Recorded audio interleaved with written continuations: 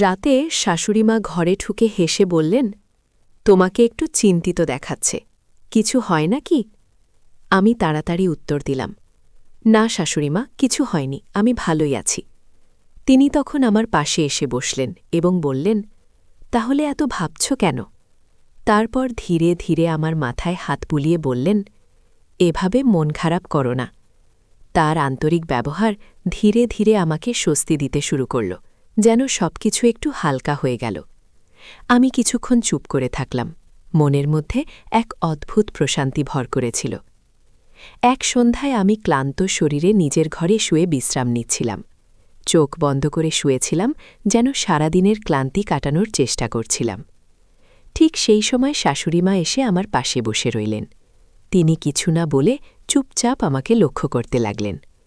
কিছুক্ষণ পর তিনি বিছানার চাদরটা নিয়ে আলতোভাবে আমার গায়ে দিলেন।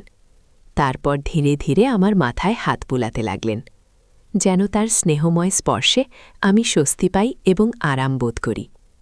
তিনি আমার অনেক যত্ন নিতেন, আমি তাকে বারণ করতে চাইছিলাম। আমার কিছু বলার আগেই শাশুড়িমা হঠাৎ করে আমার ঠোঁটের সামনে আঙুল রাখলেন।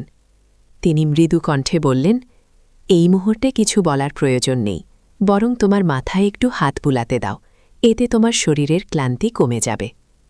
আমার মনে তখনও কিছুটা অস্থিরতা ছিল। তিনি আবারও বললেন, অনেক দিন ধরেই কিছু বলার চেষ্টা করছিলাম, কিন্তু কখনো সাহস করে তোমাকে বলতে পারিনি। তারপর তিনি বললেন, হ্যালো বন্ধুরা, তোমাদের সকলকে আমাদের আজকের একটি রোমাঞ্চকর গল্পে স্বাগতম। আশা করছি গল্পটি তোমাদের ভালো লাগবে। গল্পটি শুরু হয় যখন আমি শহরে এসে শ্বশুরবাড়িতে থাকতে শুরু করি। আমার বয়স তখন ২৪ বছর। আমার মা বাবা অনেক কষ্ট করে আমাকে উচ্চশিক্ষা দিয়েছিলেন। পরে আমি চাকরি পেয়ে শ্বশুরবাড়িতে চলে আসি। আমার বাড়িতে মা বাবা এবং স্ত্রী ছিলেন। তবে দুঃখজনকভাবে আমার স্ত্রী ১ বছর আগে একটি অসুস্থতার কারণে আমাদের ছেড়ে চলে যান। এর ফলে আমার শাশুড়িমা শহরে একাই থাকতেন, কারণ আমার শ্বশুর বিদেশে চাকরি করতেন। আমার শাশুড়িমা বাবাকে বলেছিলেন, কুনাল জামাইকে আমার কাছে পাঠিয়ে দাও, সে এখান থেকে নিজের দায়িত্ব পালন করতে পারবে। মা বাবা ভেবেছিলেন এটা আমার জন্য ভালো সিদ্ধান্ত হবে, কিন্তু তারা জানতেন না যে এর পেছনে অন্য কোনো উদ্দেশ্য লুকিয়ে আছে। আমি আমার মা বাবার কথা মতো শ্বশুরবাড়িতে থাকতে শুরু করলাম এবং সেখান থেকেই প্রতিদিন আমার কাজের জন্য বের হতাম। শাশুড়িমা প্রথম থেকেই আমার সাথে খুবই বন্ধুভাবাপন্ন আচরণ করতেন। তিনি প্রায় বলতেন, তোমার শ্বশুর বাইরে চলে যাওয়ার পর আমি একদম একা হয়ে গেছি। আমার একমাত্র মেয়ে, তোমার স্ত্রী, চলে যাওয়ার পর আমার অনেক ইচ্ছাগুলো অপূর্ণ রয়ে গেছে। আমি প্রতিবারই শাশুড়িমাকে শান্ত করতাম, বলতাম, আপনি চিন্তা করবেন না, বাবা শীঘ্রই ফিরে আসবেন। কাজ থেকে ফিরে আসার পর দেখতাম শাশুড়িমা আমার জন্য সবসময় খাবার তৈরি করে রেখেছেন। তিনি আমার পাশে বসে ভালোবাসার সাথে নিজে হাতে আমাকে খাওয়াতেন। শাশুড়িমায়ের এই যত্ন দেখে আমি খুব খুশি হতাম এবং ভাবতাম উনি আমাকে কতই না যত্ন করেন। দিনগুলো স্বাভাবিকভাবেই কাটছিল, তবে ধীরে ধীরে আমার শাশুড়িমা মাঝে মাঝে রাতে আমার ঘরে এসে থাকতেন। তিনি কখনো কখনো আমার মাথায় হালকা করে হাত বুলিয়ে বিশ্রাম নিতে সাহায্য করতেন, যা আমাকে মাঝে মাঝে একটু বিভ্রান্ত বা অপ্রস্তুত করে দিত। শাশুড়িমায়ের বয়স তখন মাত্র ৩৮ বছর ছিল, কিন্তু তার স্নেহময় আচরণ সবসময় স্বাভাবিক ছিল।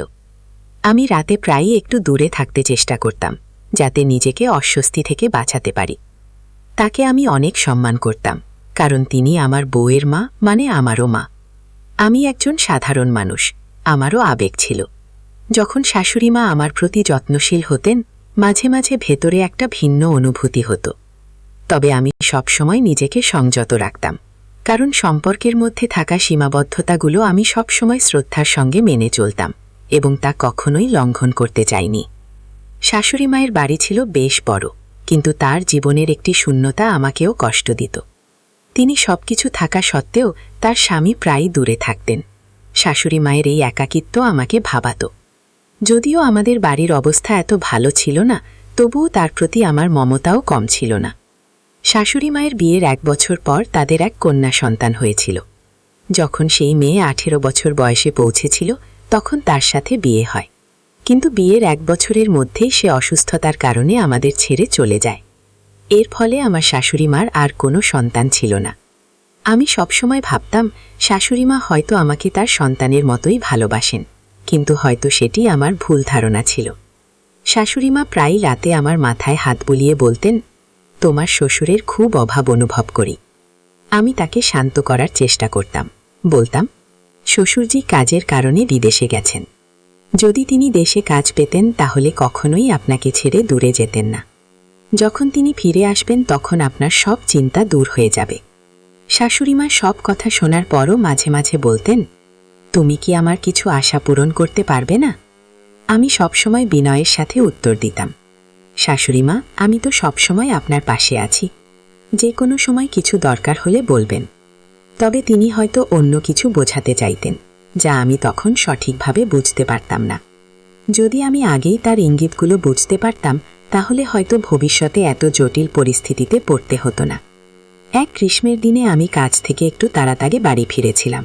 প্রচণ্ড গরমে আমি পুরো ঘামে ভিজে গিয়েছিলাম, তাই দ্রুত আমি শাওয়ার নিয়ে বাইরে এলাম। দেখি শাশুড়িমা ঘরের মধ্যে বসে আছেন, হাতে একটা তোয়ালে এবং আর এক হাতে ঠান্ডা শরবতের গ্লাস। তাকে দেখে আমি জিজ্ঞাসা করলাম, আপনার কি কিছু দরকার ছিল? তিনি হেসে বললেন, না, তুমি এত গরমের মধ্যে কাজ থেকে ফিরেছ, তাই তোমার জন্য ঠান্ডা শরবত এনেছি। তিনি শরবতের গ্লাস নিয়ে আমার পাশে এসে বসলেন এবং আমার শরীর তোয়ালে দিয়ে মুছতে লাগলেন। আমার একটু অস্বস্তি হচ্ছিল, তবে আমি চুপচাপ দাঁড়িয়ে রইলাম। শাশুড়িমা আমাকে দেখে হেসে বললেন, তোমার শরীর বেশ সুস্থ, তুমি কি জিম করো? আমি হালকা হাসি দিয়ে বললাম, না শাশুড়িমা, ছোটবেলা থেকেই এমনই আছি। তিনি মজা করে বললেন, সুস্বাস্থ্যের প্রতি আমার বরাবরই একটা দুর্বলতা আছে। তার এই কথা শুনে আমি হাসির সাথে বিষয়টা উড়িয়ে দিলাম। আমার শাশুড়িমা দেখতে খুবই সুন্দর ছিলেন, তার রূপ যে কাউকে মুগ্ধ করতে পারত। কিন্তু যখনই তিনি আমার সামনে আসতেন আমি সবসময় নিজেকে দূরে রাখার চেষ্টা করতাম। তাই তাড়াতাড়ি শরবতের গ্লাস নিয়ে তাকে বললাম, আচ্ছা, আমি নিজেই মুছব, আপনি চিন্তা করবেন না, আমি নিজেই কাজটা করে নিতে পারব। এটা শুনে তিনি হাসতে হাসতে বললেন, এটা তো আমার কর্তব্য। আর এই বলে তিনি ঘর থেকে বেরিয়ে গেলেন।